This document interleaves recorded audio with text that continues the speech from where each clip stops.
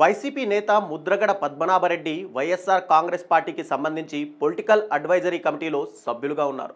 ఆయన స్వయంగా మాజీ సీఎం జగన్మోహన్ రెడ్డికి ఒక బహిరంగ లేఖ రాశారు.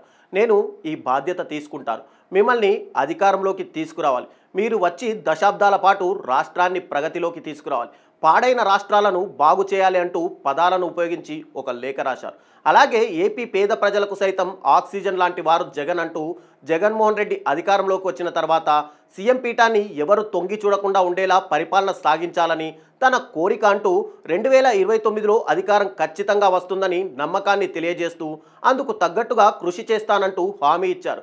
ఇలా మరొకసారి జగన్ పైన ఉండే ప్రేమ ఆత్మీయతను చూపిస్తూ వైసీపీ పార్టీని 2029 ఎన్నికల నాటికి బలోపేతం చేసి విజయం సాధించాలని అందుకు తగ్గట్టుగా పనిచేస్తామంటూ తెలిపారు. మరి ముద్రగడ పద్మనాభ రాబోయే రోజుల్లో ఎలాంటి నిర్ణయాలను తీసుకొని ముందుకు వెళ్తారో చూడాలి మరి.